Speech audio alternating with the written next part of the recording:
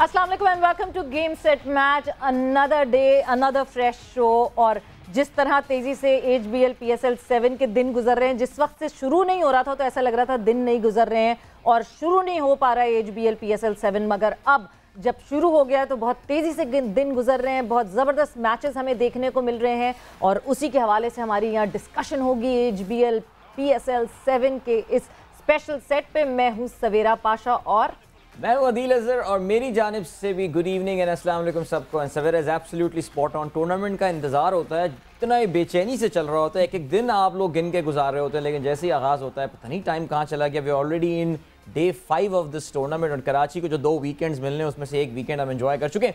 And we have to give credit to the Karachi crowd yesterday. I thought आप Karachi Kings को credit देने लगे। Karachi Kings को तो मैं ख्याल है कराची किंग्स वाले क्रेडिट इस वक्त नहीं दे रहे होंगे, लेकिन डेफिनेटली 25% से तो कुछ बेहतरी क्राउड लग रहा था। स्टेडियम भरने के तो हम वैसे ही माहिर हैं, लेकिन मतलब जितने लोगों को इख्तलाफ था ना, जो कराची के क्राउड को ऐसा वैसा कह रहे थे, वो अब खामोश हो सकते हैं। मैं तो सवेरा आज सुबह during my radio show I was surprised when somebody shared a news with me कि एक मेन स्ट्रीम टीवी चैनल ने ये बात बोली कि छुट्टी वाले दिन भी कराची का मायूस कुन क्राउड रहा।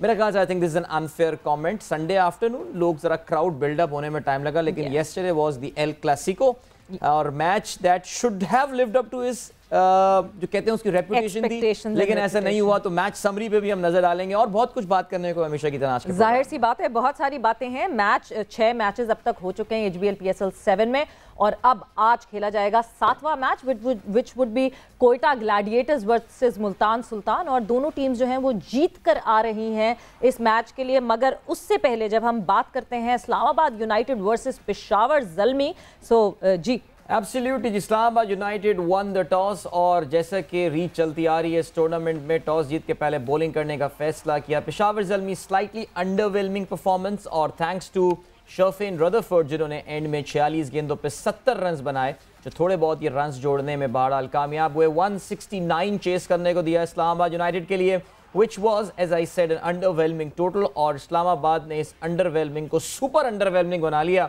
और 172 रन उन्होंने बनाए, यानी इस टोटल को चेस किया इन जस्ट 16th ओवर। और इस टूर्नामेंट का अब तक का सबसे धमाका खेज आगाज रहा पॉल स्टर्लिंग की जानिब से। आयरिश खिलाड़ी पॉल स्टर्लिंग 25 गेंदों पे 57 रन उन्होंने बनाए, भरपूर साथ दिया। एलेक्स हेल्स ने 54 गेंदों पे 82 और जो रही सही कसर थी वो भी पूरी की। रहमानुल्लाह गुरबाज ने 16 गेंदों पे 27 रन बना के Nobody from the Islamabad team got a wicket। जो एक वाहिद खिलाड़ी आउट हुए Paul Stirling, that was a run out। Islamabad United off to a bombastic start in PSL 7। They won the game by 9 wickets। Exactly। और मतलब पेशावर ज़ल्मी का कोई bowler जो है वो विकेट नहीं ले सकता। पेशावर ज़ल्मी जिसे कहते हैं ना, बिल्कुल उनकी बॉलिंग पे ये बात हो रही थी कि शायद उनकी इतनी स्ट्रॉन्ग बॉलिंग नहीं है एंड स्टफ, लेकिन मुझे क्रेडिट देना पड़ेगा। इस्लामाबाद ने कल जिस तरह, देखिए winning the toss winning the match, अब बातें अपनी जगह हैं, लेकिन अगर आप पहली इनिंग में ही कुछ तो प्रेशर डाल सकते हैं। कल तो ज़ल्मी ने कोई प्रेशर डाला ही नहीं बैटिंग करते हुए, एंड स्टर्लिंग ने और हेल्स ने जिस तरह इस टूर्नामेंट इस स्कोर को अप्रोच किया, मेरे ख्याल से Islamabad has given the signal. अभी तक उन्होंने सिर्फ एक मैच खेला है, लेकिन बाकी टीमों को उन्होंने सिग्नल ज़रूर दिया है दैट उनकी जो बैटिंग लाइनअप है वो सबसे स्ट्रॉन्ग हो सकती है। However, Savera, there was a bad news for Islamabad United this morning। Paul Stirling के बारे में सुनने में आया है कि नेशनल कमिटमेंट की वजह से he will not be available for the Lahore of this tournament. इस पे हम आगे चल के बात भी जरूर बिल्कुल बात करेंगे। साथ साथ ये भी बात करेंगे कि बहुत सारे लोग कह रहे हैं नहीं जी शर्जील पे इतना क्रिटिसिज्म करते हैं आप लोग फिटनेस का और फलाना, पॉल स्टर्लिंग पे क्यों नहीं क्रिटिसिज्म होता, ये बायस किस वजह से है। सो उस बायस पे भी हम बात करेंगे कि वो बायस किस वजह से है और क्यों नहीं है। But talking about the second match जो कि PSL का एल क्लासिको कहलाता है, कराची किंग्स वर्सेस लाहौर कलंदर्स। मुकाबला शुरुआत हुई कराची किंग्स बैटिंग फर्स्ट वही हुआ, लाहौर ने टॉस जीता, पहले बॉलिंग का फैसला किया। आगे क्या कहानी हुई जी Adeel? Yeah, win the toss and win the match, that has been the order of this PSL 7 as well। जैसे कि हमने काफ़ी ज़्यादा ये पिछले PSL में भी देखा था। कराची किंग्स ने पहले बैटिंग की, again a very underwhelming performance by them. 170 run 7 विकेटों के नुकसान पर उन्होंने बनाए।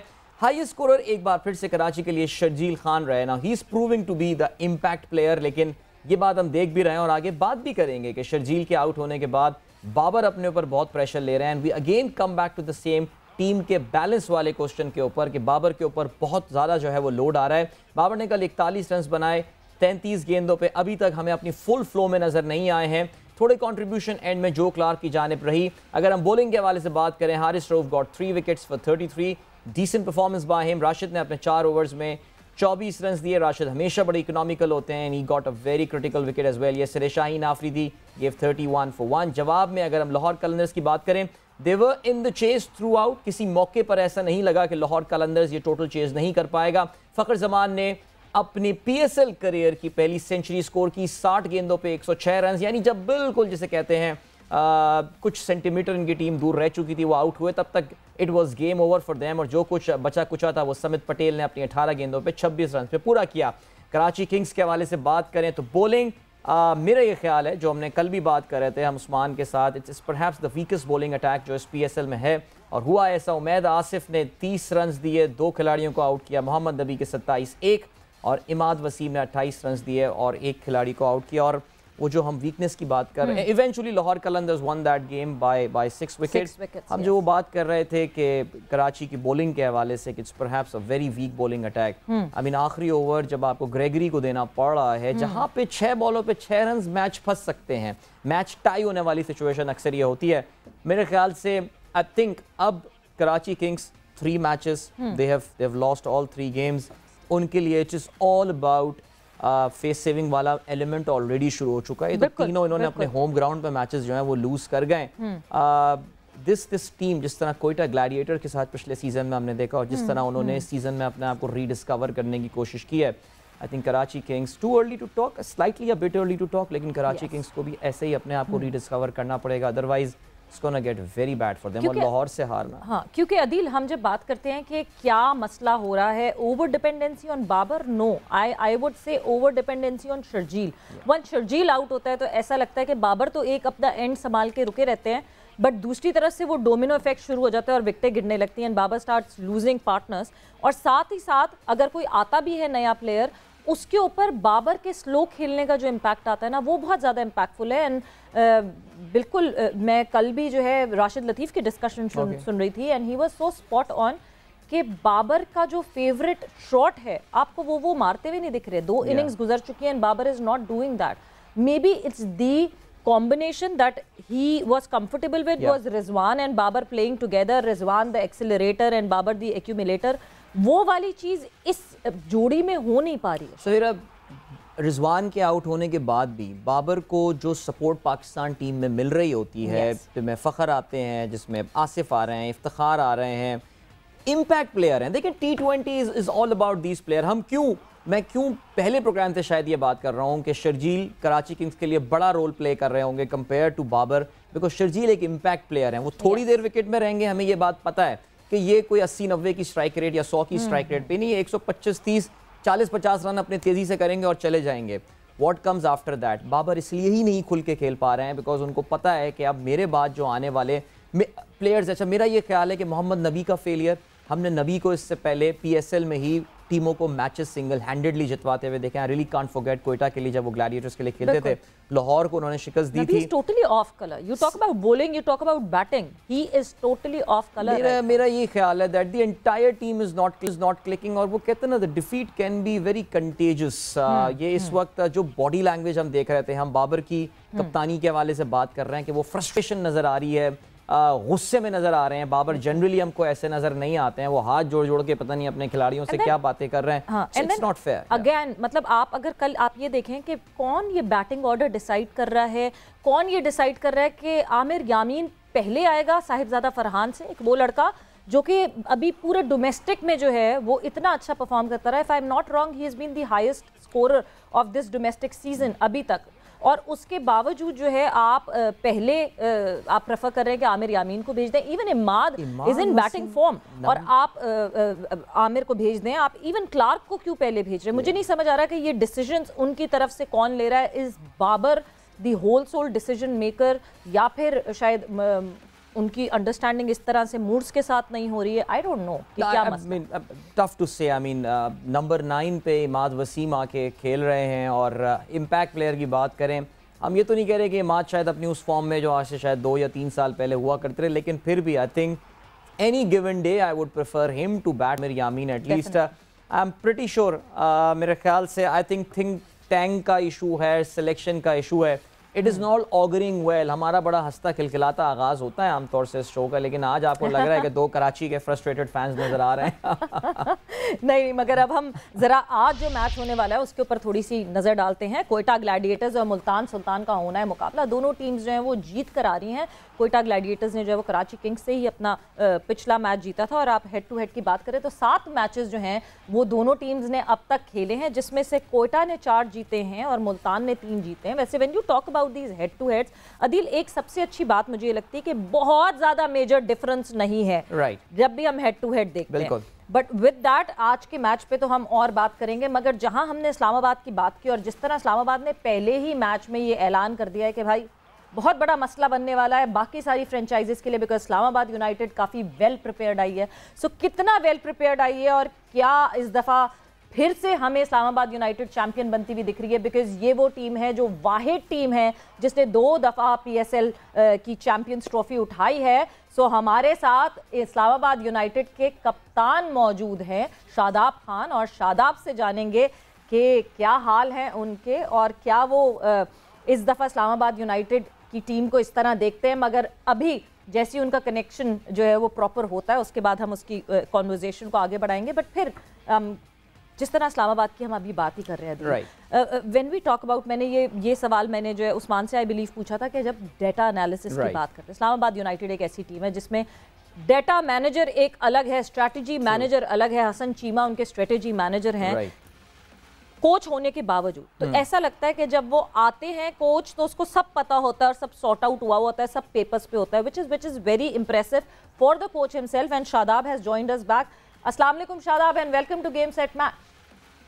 वालेकुम सलाम, कैसे हैं आप? ठीक है, अल्हम्दुलिल्लाह, बिल्कुल खैरियत से। सबसे पहले तो कांग्रेचुलेशन शादाब, जितनी कन्विंसिंगली इस्लामाबाद यूनाइटेड ने अपना पहला मैच जीता और पहले ही मैच में आके ये ऐलान कर दिया कि इस लाल रंग से बच के रहना, सारे लाल रंग जो है ना वो ऐसे खतरनाक नहीं हो सकते।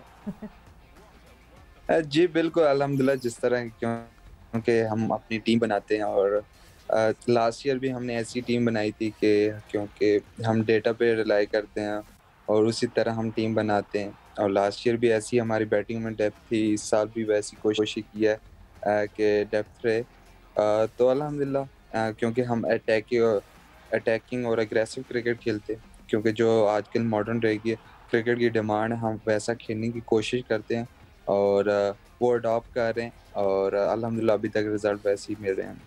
तो शादाब, आपने खुद ही जिक्र कर दिया डेटा पे रिलाई करने के हवाले से, बिकॉज हम अपने शो में भी काफ़ी ये जिक्र कर चुके हैं कि इस्लामाबाद यूनाइटेड बहुत डेटा पे रिलाई कर रही होती है। सो क्या हर मैच से पहले हर खिलाड़ी के उसके स्टैट्स निकाल के, उसके वीक पॉइंट्स, स्ट्रॉन्ग पॉइंट्स निकाल के उसको स्टडी करते हैं? थोड़ा सा ज़रा ये हमें बताएं ना कि इनसाइड आपके ड्रेसिंग रूम में जो टीम हडल होती है उसमें डेटा एनालाइज करते कैसे हैं इस्लामाबाद यूनाइटेड वाले? वो तो अभी नहीं बता सकता आपको, लेकिन ये है कि सब बता दें। हम मैचअप से रिलाई करते हैं बहुत ज़्यादा मैचअप्स पे, क्योंकि हमारे डेटा वाले लोग हैं वो हमें बताते हैं, स्पेशली मुझे और मुझे हेड कोच को, तो उस हिसाब से हमें प्लान दिया जाता है। लेकिन डेटा का ये भी मतलब नहीं है कि क्योंकि प्लान को एग्जीक्यूट करना भी होता है और कभी कभार आपको उस प्लान पे आपको मार भी पड़ सकती है एज ए बॉलिंग यूनिट।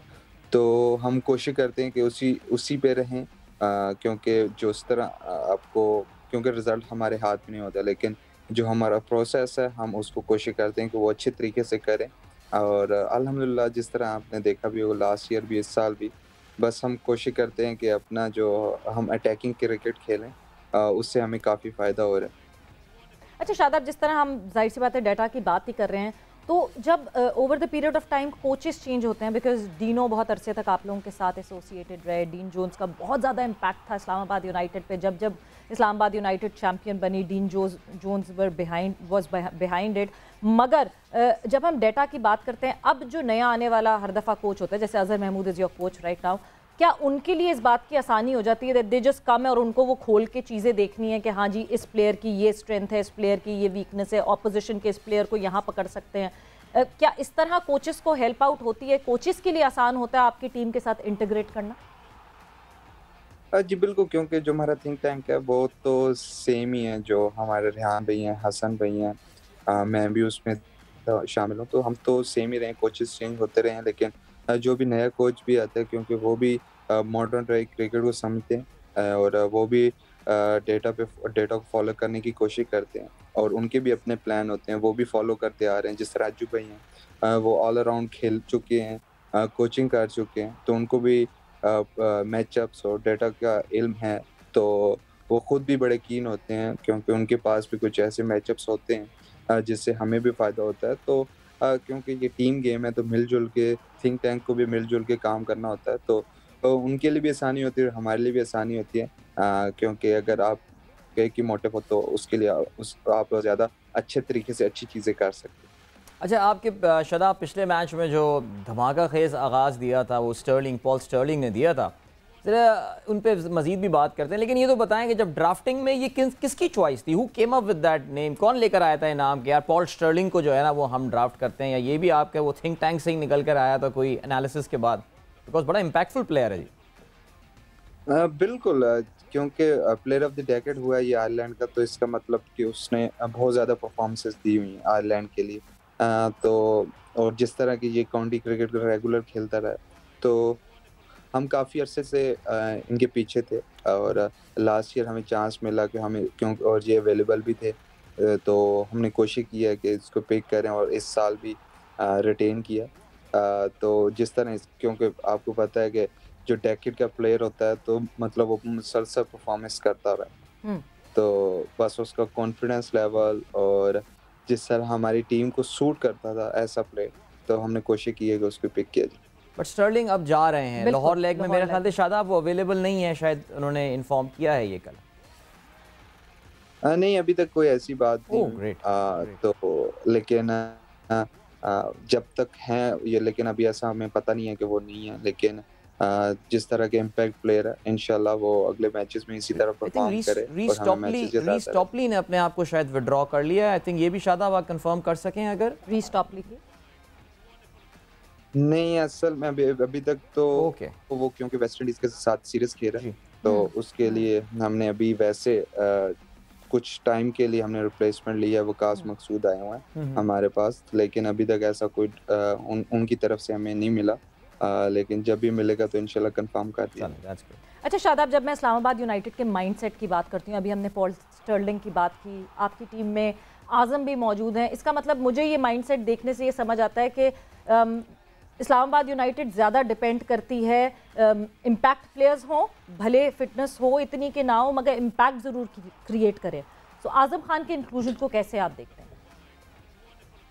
जी बिल्कुल, इम्पैक्ट प्लेयर आपको किसी भी टीम में चाहिए होते हैं, और लेकिन मेरे ख्याल से फिटनेस मैटर करती है, और आज़म आउटस्टैंडिंग प्लेयर, और इंशाल्लाह हमारी कोशिश भी है, क्योंकि वो यंग भी है, पाकिस्तान के लिए खेल चुका है, तो इस्लामाबाद यूनाइटेड की मेरी स्पेशली मेरी खुद ख्वाहिश है कि वो कमबैक करे, और अपनी फ़िटनेस, क्योंकि उसका ज़्यादातर इशू फ़िटनेस का है, और इंशाल्लाह हम उसको मोटिवेट भी कर रहे हैं, और वो खुद भी करने की कोशिश कर रहा है। तो मैं बहुत ज़्यादा खुश हूँ कि वो खुद करने के लिए कोशिश कर रहा है, और हमारी भी कोशिश है कि हम उसको मोटिवेट करते रहें और अपनी फ़िटनेस पे काम करें।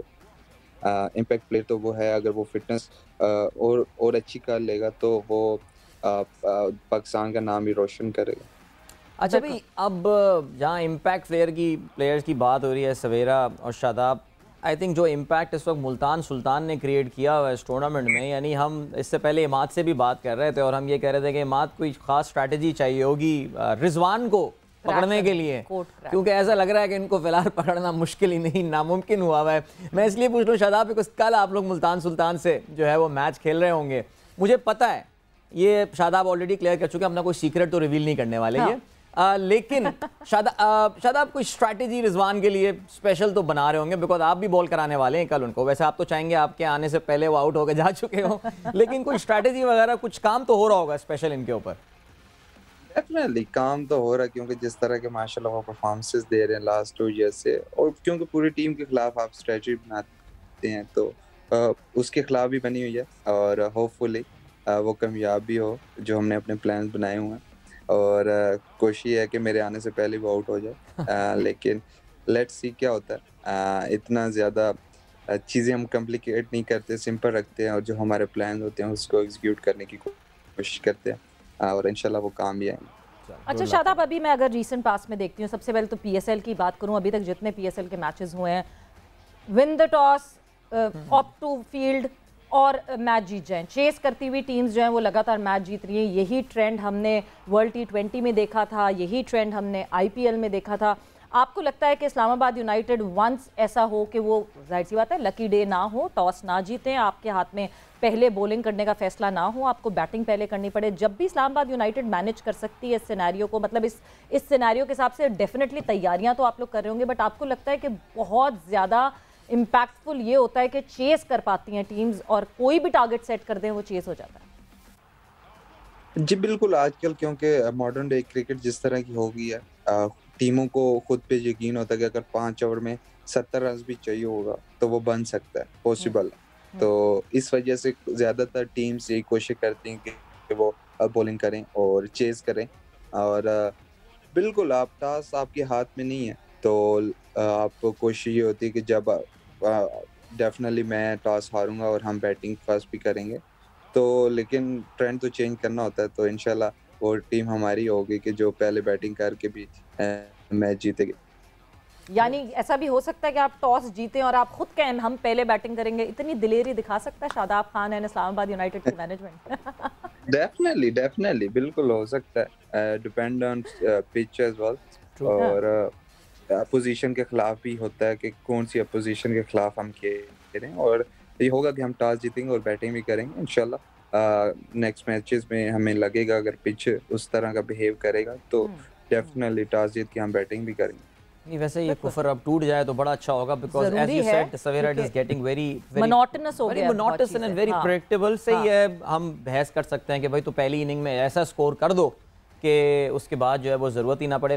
वैसे इस्लामाबाद यूनाइटेड जो है ना, वो सवेरा सही मानों में बड़ी कूल फ्रेंचाइज मैं उसको कहता हूँ। एक तो आई मीन कूल हर लिहाज से, ऑफ द फील्ड अगर आप बात करें, इस बार इनकी जो यूनिफॉर्म है वो काफ़ी डिस्कशन में जो है ना वो आई हुई है, और उसमें वो उनके किट, उसमें जो है सारे पेंट्स और change the colours and paints and all. तो शादाब, डिस्कस हुआ था ये किट की फिलॉसफी क्या है? ये इस बार बहुत मुनफरिद सी किट इस्लामाबाद यूनाइटेड जो है वो लेकर आया है। सॉरी वो आपकी आवाज़ कट गई। आपकी जो किट है शादाब, उसकी कोई फिलॉसफी डिस्कस हुई है कोई? बिकॉज जिस तरह से वो जो ब्लू पेंट्स के निशान हैं, और वो मेरे ख्याल से आप लोग की प्रैक्टिस किट है, वो उसके हिसाब से जो है कोई फिलॉसफी डिस्कस हुई थी कि ये क्यों ये बन रही है? देखें, वो हमारे जो ओनर हैं वो आर्ट पे बहुत ज़्यादा यकीन करते हैं, और क्योंकि इमरान भाई का जिस तरह का पूरी दुनिया में नाम है इस फील्ड में, तो कोशिश की कि यूनिक चीज़ बनाई जाए। अली भाई की भी ये कोशिश थी कि यूनिक बनाई जाए। उसके लिए हमें मेरा सबसे बड़ा लंबा मैच भी खेलने को मिला मुझे, जब हम इसकी शूट कर रहे थे तो 14 घंटे का हमारा मैच हुआ। तो बिल्कुल एक अच्छी और यूनिक चीज़ लगी है, आप लोगों को भी अच्छी लग रही होगी क्योंकि यूनिक चीज़ है। तो काफ़ी अच्छा लग रहा है अभी तक तो, क्योंकि आपको पता है हमने कलर्स भी चेंज किया है। जो हमारी अवे किट है वो उसको पिंक बनाया, और काफ़ी अच्छा लग रहा है टीवी पे, तो पिंक ही हम सब लोग लग रहे बिल्कुल ऐसा ही है। बट ये जो पिंकी हमारे सामने बैठे हैं, ये बैटिंग अभी तक बैटिंग पे उतना ही फोकस करें, क्योंकि एक टाइम ऐसा था शादाब कि आपका टिल्ट बैटिंग की तरफ बहुत ज्यादा हो गया था, और आप पिछले साल भी टॉप ऑर्डर में खेलते हुए दिखे थे। अभी तक तो एक ही मैच हुआ है, क्या शादाब खान फिर टॉप ऑर्डर में खेलता हुआ दिखेगा?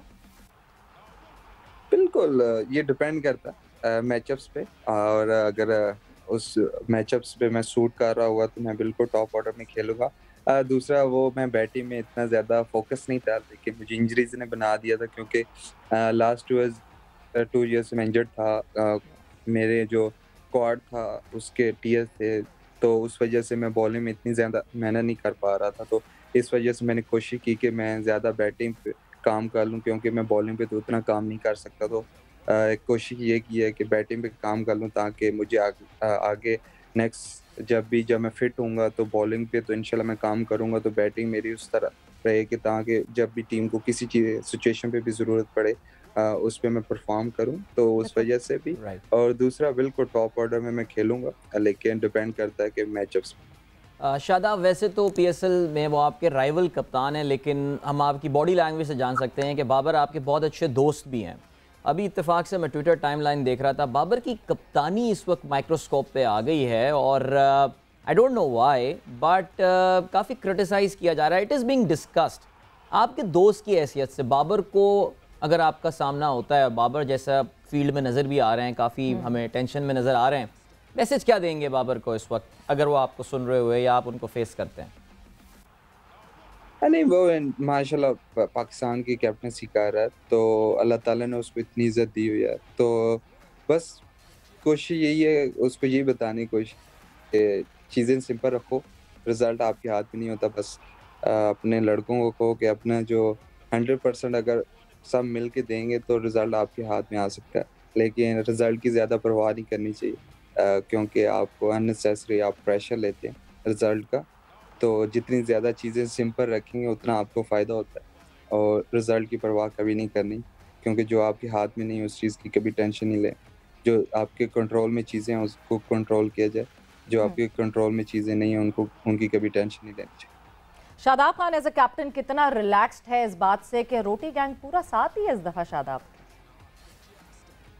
सॉरी, मैंने कहा शादाब खान एज कैप्टन कितना रिलैक्स्ड है इस बात पे कि रोटी गैंग जो है वो पूरा टीम में साथ ही है, हसन अली वो पक्का दोस्त भी साथ आ गया है, एज अ कैप्टन कितना रिलैक्स्ड है शादाब?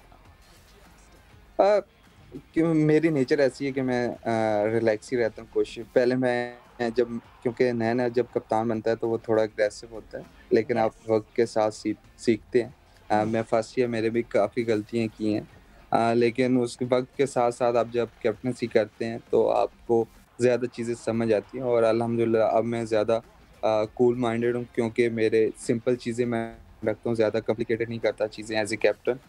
तो बहुत ज़्यादा खुशी होती है क्योंकि मैं इनके साथ खेला हूँ, तो इतने ज़्यादा मुश्किल नहीं होती।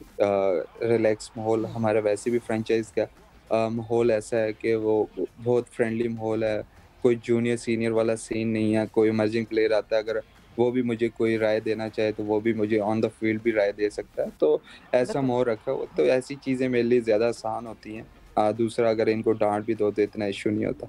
शादाब, जाते जाते एक सवाल ज़रूर मैं आपसे पूछूंगी, इमर्जिंग प्लेयर की तरह आप इस्लामाबाद यूनाइटेड का हिस्सा बने और इस वक्त कप्तान हैं, तो वो सफ़र, उस सफ़र के बारे में थोड़ा सा आप बता सकते हैं? बिकॉज अब जो नए इमर्जिंग प्लेयर्स आए हैं उनके लिए एक इंस्पिरेशन है आप लोग। बिल्कुल, अल्हम्दुलिल्लाह मैं जितना ज़्यादा शुक्र अदा करूँ उतना कम है, क्योंकि जिस फ्रेंचाइज में एज ए इमर्जिंग प्लेयर आया, वहाँ से खेला, वहाँ का कैप्टन हूँ, तो बहुत ज़्यादा, क्योंकि फ्रेंचाइज पीएसएल से काफ़ी प्लेयर्स हमें पाकिस्तान को भी मिले, स्पेशली इमर्जिंग कैटेगरी में। जिस तरह के शीन है वो भी इमर्जिंग प्लेयर है, वो उस फ्रेंचाइज का कैप्टन है। तो इमर्जिंग के लिए तो ये बहुत अच्छा चांस होता है कि वो खुद को शो करें, जो उनका कैलिबर है, उनको अपना कैलिबर शो करें, क्योंकि जिस तरह अब हमारे फ्रेंचाइज में भी 3 इमर्जिंग प्लेयर्स हैं, वो उन्होंने हुरैरा उसने टॉप किया, मुबस्सिर ने प्लेयर ऑफ द टूर्नामेंट बना, अत्तर महमूद ने परफॉर्म किया, ज़िशान है वो अभी अंडर 19 में अच्छा परफॉर्म कर रहा है। तो हमारे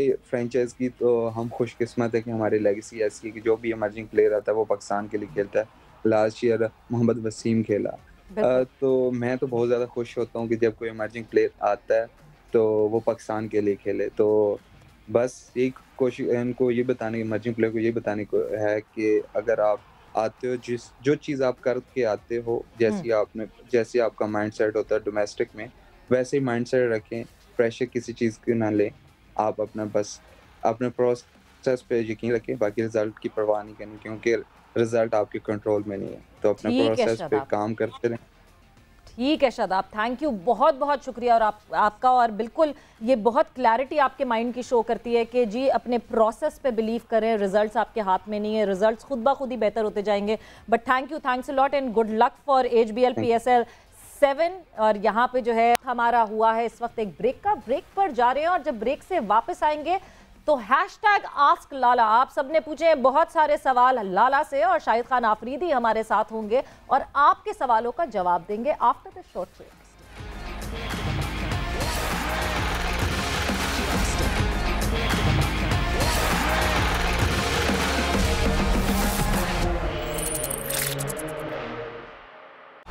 What a wonderful volley. It's wonderful. Shot that is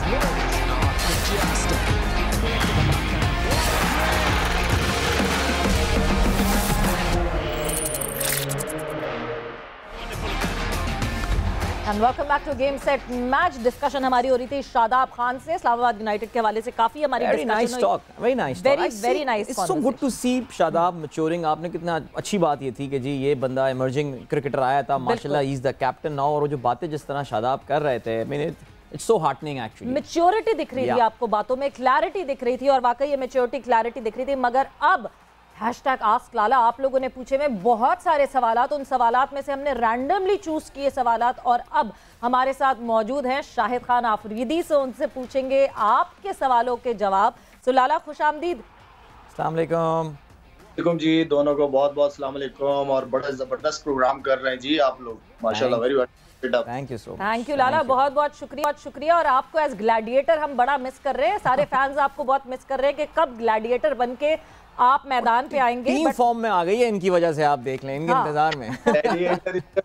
चलें जी, आस्क लाला स्टार्ट करते हैं हम। बिल्कुल शुरुआत करते हैं आस्क लाला से। तो अखुनज़ादा अशरफ ने आपसे पूछा है, Lala who is your best cricketer, actor, politician? Allah खैर। हाँ जी बताएं। अच्छा, बेस्ट क्रिकेटर, देखें जी, क्रिकेटर्स में अगर नाम लूं तो नो डाउट इमरान भाई को देख के क्रिकेट शुरू की। इमरान के अलावा सईद अनवर मेरे ऑल टाइम फेवरेट। उनकी बैटिंग खास तौर पे मैं टीवी पे देखने के लिए बैठता था, और जब वो आउट हो जाते थे तो मैं हकीकत में चला जाता था। और इसके अलावा इंसी भाई, स्टीव वॉ, लारा, वसीम भाई, ये वो नाम है जिनकी वजह से क्रिकेट का शौक हुआ। ठीक है। एक्टर दिलीप कुमार। एक्ट्रेस भी हो सकती है, एक्टर एक्ट्रेस कोई भी आप बता सकते हैं। बिल्कुल, दिलीप कुमार साहब थे बहुत। इसके अलावा हम लोग ज़ाहिरी बात है उस वक्त नौजवान थे, नौजवान थे तो माधुरी को बहुत देखा था, मूवीज बहुत चलती थी।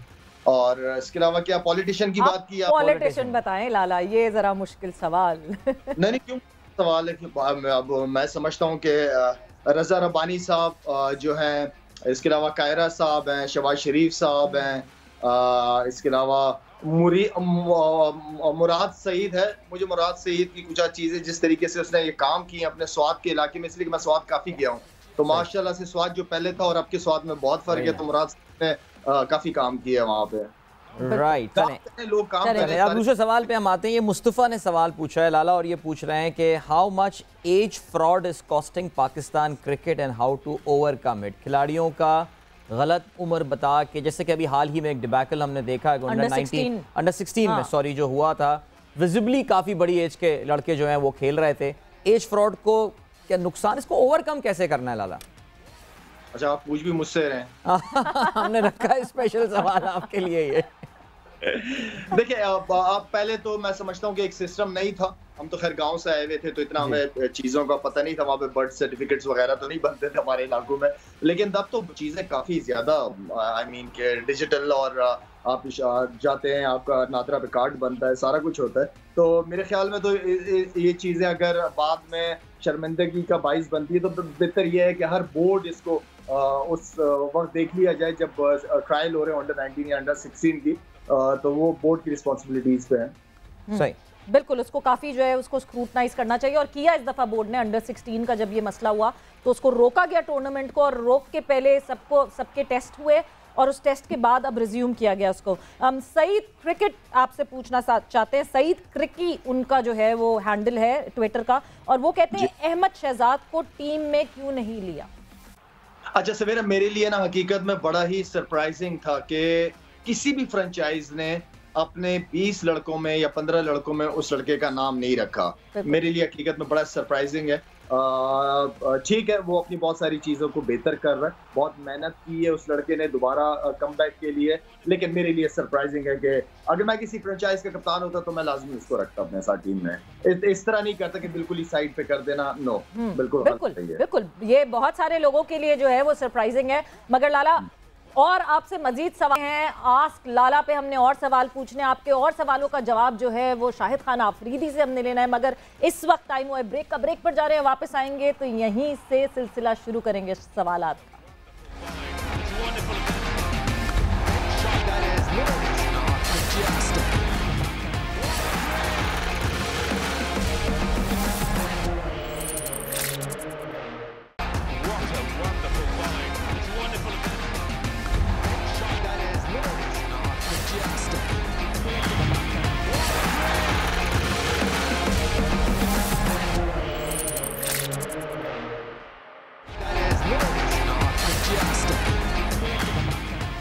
क्रिकेट मैच में एक दफा फिर से खुशामदीद और हो रहे हैं सवालात, आपके सवाल, और लाला से वो सवाल हो रहे हैं हैशटैग आस्क लाला पे। जो आप सवाल पूछते हैं हमसे ट्विटर पे, वो हम शाहिद खान आफरीदी से उनका जवाब जानते हैं, मगर वो जवाबों का सिलसिला, वो सवालात का सिलसिला जो है वो चलता रहेगा। मगर इस वक्त हमारे कोरेस्पॉन्डेंट खिजर जो हैं वो नेशनल स्टेडियम में मौजूद हैं, और जब नेशनल स्टेडियम की बात करते हैं तो आज मुकाबला होना है कोयटा ग्लैडिएटर्स और मुल्तान सुल्तान का। तो खिजर से जानते हैं खिजर क्या गहमा गहमी है, क्योंकि कल संडे को तो अच्छा खासा क्राउड आ गया था। वो जरा अंधेरा होता है स्टैंड में तो शायद जो देखना नहीं चाहते उनको वो क्राउड नहीं दिखता, बट अच्छा खासा क्राउड था कल। आज क्या हालात है?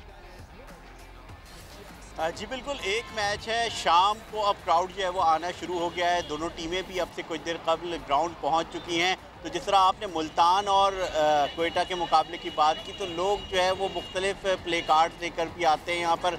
तो कोई रिजवान और सरफराज का भी मुकाबला कह रहा है, मगर दोनों टीमों में बड़ा तगड़ा मुकाबला मुतवक्के है, क्योंकि दोनों ही रिदम में आ गई हैं। एक जानिब ओपनिंग पार्टनरशिप बेहतरीन हुई, तो दूसरी जानिब जो कोयटा का बॉलिंग स्टैंड है वो भी ज़बरदस्त हो गया है। और फिर लाला ने भी जो है वो कोयटा को ज्वाइन कर लिया है, तो यकीनन ये भी उनके लिए एक अच्छी खबर है। तो दोनों टीमें पहुँची हैं, क्राउड भी आना शुरू हो गया है। और अगर इजाज़त दे तो लाला से एक सवाल मैं भी कर लूँ कि लाला, जिस तरह से आपने अभी बड़े करेज के साथ बोला कि अगर आप होते किसी भी टीम में तो अहमद शहजाद को ज़रूर रखते, मगर कौमी टीम के लेवल तक हमें ये चीज़ थोड़ा सा कम दिखाई दे रही होती है। कहते हैं कि रमीज़ राजा आने के बाद कप्तान थोड़े तगड़े हुए हैं, इससे पहले कप्तान दबे दबे दिखाई देते थे। तो कितना बाख्तियार होना चाहिए कप्तान को, कोच को, मैनेजमेंट को? तो ये सवाल मेरा लाला के लिए है। और साथ साथ यहाँ पर जो सूरत हाल है, क्राउड बिल्कुल आ रहा है, दोनों टीमें पहुँच चुकी हैं। बिल्कुल जी, क्राउड कम है, क्राउड मगर आ रहा है, अभी कम है, but over the period of time होता जाएगा ज़्यादा जैसे जैसे शाम ढलेगी। But thank you Khizar. और लाला की तरफ हम वापस जाते हैं। लाला, सबसे पहले तो डायरेक्टली जो खिजर ने आपसे सवाल पूछा है वो पूछ लेंगे। अहमद शहजाद के वाले से उन्होंने कहा कि टीम में बाइख्तियार होना चाहिए कैप्टन को, और कैप्टन अब रमीज़ राजा के अंडर आपको कितना बाइख्तियार दिखता है, और क्या कैप्टन का रोल सबसे ज़्यादा अहम होना चाहिए और decision making veto power captain के पास होनी चाहिए या कोच के पास या मैनेजमेंट के पास? सवेरा 3 पोजीशनें ऐसी हैं जो कि बहुत स्ट्रांग है, और उनका आपस में कॉम्बिनेशन बहुत इंपॉर्टेंट है, उनकी अंडरस्टैंडिंग आपस में बहुत इंपॉर्टेंट है। कप्तान, कोच, चीफ सेलेक्टर, ठीक है, इन तीनों को जो एक किस्म की ट्रीटमेंट मिलनी चाहिए। उन तीनों को जो पावरफुल करता है वो चेयरमैन करता है, लेकिन चेयरमैन इनके कामों के अंदर इन्वॉल्वमेंट जीरो होती है उनकी, ठीक है, तो बहुत इंपॉर्टेंट है।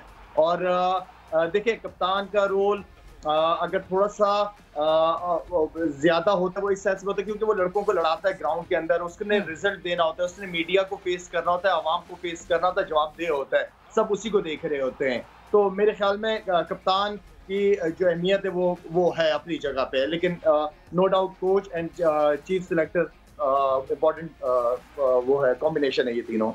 बिल्कुल, ये कॉम्बिनेशन तो लाला से अगर आप सवाल पूछ सकें। हाँ जी, उस्मान सत्ती ने आपसे पूछा है हैशटैग आस्क लाला पे, हार्डेस्ट टू फेस वसीम, वकार और Shoaib Akhtar during your early playing days in domestic cricket? ओहो हो, देखिए पुराने बॉल से और अगर रिवर्स हो रहा हो तो ये तीनों नामुमकिन है, तीनों नामुमकिन है।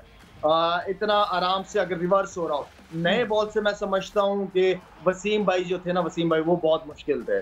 वसीम भाई का बॉल मेरे ख्याल में जिस बॉलर को ये पता हो कि मेरा नया बॉल अंदर आएगा और ये वाला बॉल बाहर जाएगा, उसके ऊपर कमांड हो उसकी, तो मेरे ख्याल में वो बहुत मुश्किल होता है। चलिए, आखिरी सवाल हम अखुनज़ादा अशरफ का जो था वो पूछ लेते हैं। Who do you think will be the next boom boom of Pakistan? अगला बूम बूम। वैसे बूम बूम को रिप्लेस करना आसान नहीं है, लेकिन कोई नजर आ रहा है रडार पे लाला के, यार ये लड़का बिल्कुल मेरी तरह खेलता है? यार देखिए, ऑलराउंडर्स की तो जरूरत है। अगर आप बैटिंग नहीं कर पा रहे तो बॉलिंग के अंदर ऐसा इंपैक्ट होना चाहिए, आपका बैटिंग नहीं तो बॉलिंग के अंदर, तो इस तरह का प्लेयर हमें एक जरूरत है। जैसे आसिफ जिस नंबर पे खेलते हैं, या आसिफ के बाद कोई ऐसा प्लेयर, जैसे मेरा और रज़ाक का कॉम्बिनेशन बहुत जबरदस्त है, दोनों में से एक ना एक चल जाते थे हम, तो आसिफ के साथ नीचे का नंबर बहुत इंपॉर्टेंट है, और मैं उम्मीद करता हूँ इंशाल्लाह कोई ना कोई ऐसा प्लेयर लाजमी आएगा।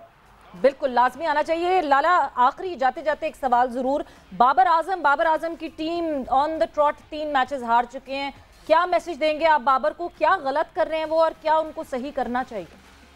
देखिए, मोहम्मद आमिर के ना होने से थोड़ा सा मैं समझता हूँ कि बॉलिंग के अंदर जो शुरू के 2 ओवर हैं, जो विकेट टेकिंग ओवर्स होते हैं, वो इस वक्त भी मोहम्मद आमिर से अच्छा बॉल कोई नहीं करता, तो वो एक कमी महसूस हुई है। बाकी बाबर, ज़ाहिर बात है, जब टीम नहीं कर रहे होते, फ्रेंचाइज की एक्सपेक्टेशन होती है, बाबर ने अपना आपको एक लेवल पे लेके गया, उसको मेंटेन करना असल चीज वो पे तो चले जाते हैं, लेकिन चीज को मेंटेन करना बहुत इंपॉर्टेंट है। तो मेरे ख्याल में जिस कॉन्फिडेंस के साथ वो पाकिस्तान की टीम को लेके चल रहा था, ये भी सारे नए लड़के, साल में एक दफा ये सारे लड़के सारे जमा होते हैं, पाकिस्तान कोर्स होते हैं, अंडरस्टैंडिंग डेवलप हो जाती है जल्दी, इसमें थोड़ी सी मेहनत होनी पड़ेगी। बिल्कुल, और मेहनत करनी पड़ेगी। बट लाला, सबसे खुशाइन बात ये कि आपने वापस जो है वो कोयटा ग्लैडिएटर्स को ज्वाइन कर लिया। अभी मैं आपके बैकग्राउंड में देख सकती हूँ कि आप होटल वापस आ गए हैं। सो आइसोलेशन वो और वो जो क्वारंटीन है और वो जो बबल है, उस बबल का हिस्सा वापस बन गए हैं। So good luck to you. और बबल जब कल टेस्ट है, एक टेस्ट दूंगा और सीधा टीम को ज्वाइन करूंगा और इंशाल्लाह क्या पता अगला मैच खेलूं। ओके, सो यानी अभी टेस्ट होना है और टेस्ट का रिजल्ट आएगा और उसके बाद आप ज्वाइन करेंगे टीम को। बस टेस्ट का जो भी रिजल्ट है, मैंने मैच खेलना है। But we have a breaking news. We have a breaking news right now. लाला के हवाले से he'll be there in the next match इंशाल्लाह। कोयटा ग्लैडिएटर्स इंशाल्लाह he'll be there, ग्लैडिएटर बन के आपको मैदान पे उतरते हुए देखेंगे Shahid Khan Afridi. But thanks a lot Lala, आपका बहुत-बहुत शुक्रिया आपके टाइम का। और गेम सेट मैच का जो है भी यहाँ इसी के साथ खत्म हो गया। और आप लोगों को फिर से एक दफा अपडेट करते चले, जो कि ये बातें गर्दिश कर रही हैं कि कोयटा ग्लैडिएटर्स को ज्वाइन कर लिया, शाहिद खान अफरीदी ने अभी तक ज्वाइन नहीं किया है। अभी टेस्ट होना है, टेस्ट का जो रिजल्ट आएगा, लाला की बात सुने तो लाला कहते हैं कुछ भी हो मैंने मैच खेलना है। और वाकई जो खेलने वाला खिलाड़ी होता है वो इतना ही डेस्परेट होता है अपनी टीम को ज्वाइन करने के लिए। बट यहाँ पे हमारे वक्त का जो है वो अख्ताम हो गया। सो आप लोगों का बहुत बहुत शुक्रिया, आप लोगों ने रखना अपना ख्याल। Enjoy the match today, Quetta Gladiators versus Multan Sultan. और आप लोगों से इंशाल्लाह कल फिर से मुलाकात होगी 5:05 पे। अपना ख्याल रखिएगा, टेक केयर, बाय बाय, अल्लाह हाफिज़।